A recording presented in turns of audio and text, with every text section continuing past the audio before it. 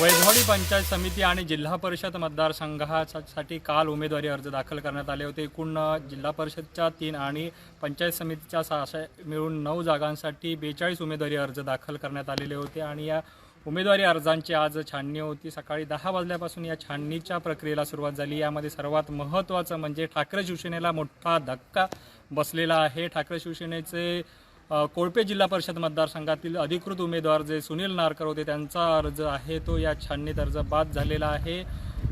नामनिर्देशन पत्रात जे शपथपत्र जोडायचं असतं ते शपथपत्र परिपूर्ण न जोडल्यामुळे हा नामनिर्देशन पत्र जे आहे ते आता निवडणूक निर्णय अधिकाऱ्यांनी बाद केलेला आहे। त्या ठिकाणी ठाकरे शिवसेनेकडून अनेक उमेदवारी अर्ज दाखल केलेला होता। तो अपक्ष म्हणून जितेंद्र तळेकर आहे त्यांचा तो अर्ज आहे तो आता वैध ठरला। त्यामुळे त्या ठिकाणी प्रमोद रावराणे यांच्या विरुद्ध अपक्ष अशी एक लढत होऊ शकते। मात्र खरं चित्र जे आहे ते 27 तारखेनंतर स्पष्ट होतं। त्यानंतर अनेक अर्ज आहे तो बाद झालेला आहे।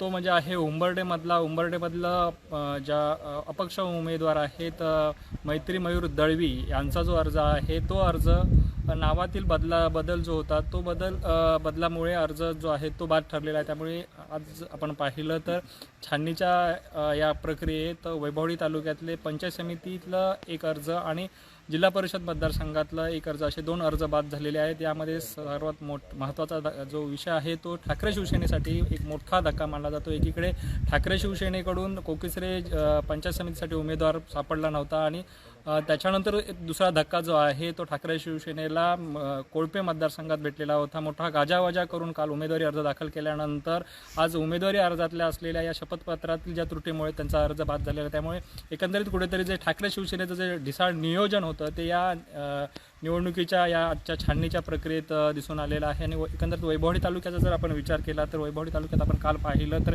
एकूण 42 उमेदवारी अर्ज हे दाखल करण्यात आले होते। यामध्ये जर आपण पंचायत समितीचं जर बघितलं तर वैभववाडी पंचायत समितीमध्ये एकूण 7 उमेदवारी अर्ज दाखल केलेले होते। त्याच्यानंतर कोळपे पंचायत समितीमध्ये 2 उमेदवारी अर्ज दाखल केले होते। तर उंबर्डेमध्ये 4 उमेदवारी अर्ज दाखल केले होते। त्यातील एक जो मैत्री मयूर दळवी यांचा अर्ज हा बाद झाले। त्याच्यानंतर आपण पाहिलं तर लोरेमध्ये 8 जणांनी उमेदवारी अर्ज दाखल केले होते। 8च्या 8 आता वैध झालेले आहेत। त्याच्यानंतर खंबाळेमध्ये 3 जणांनी उमेदवारी अर्ज दाखल केले होते ते तिघांचेही अर्ज वैध झालेले आहेत। त्याच्यानंतर कोकिसरेमध्ये 3 उमेदवारी अर्ज जे आहेत ते दाखल केले होते ते तिन्हीच्या तिन्ही भाजपचेच आहेत।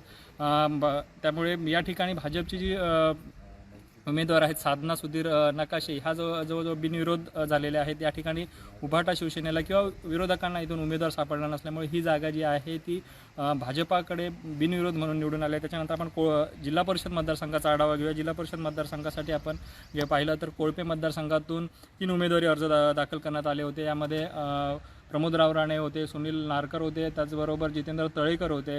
यामध्ये ठाकरे शिवसेनेचे जे सुनील नारकर आहेत त्यांचा उमेदवारी अर्ज बाद झालेला। त्यामुळे आता सद्यस्थितीत या मतदारसंघात 2च उमेदवारी अर्ज हे बाकी आहेत। त्याच्यानंतर कोकिसरे जिल्हा परिषद मतदारसंघामध्ये आपण पाहिलं तर 3 उमेदवारी अर्ज दाखल आहे ते तिन्हीच्या तिन्ही वैध झालेले आहेत। त्याच्यानंतर लोरे जिल्हा परिषद मतदारसंघासाठी ज्या उमेदवारी अर्ज आहेत ते 3 होते ते तिन्हीच्या तिन्ही वैध झालेले आहेत। अशा प्रकारे जर पाहिलं तर सद्यस्थितीत आत्ताच्या घडीला एकूण 42 उमेदवारी अर्जापैकी 2 उमेदवारी अर्ज बाद झाल्यामुळे 40 उमेदवारी अर्ज सद्यस्थितीत तरी वैध आहेत।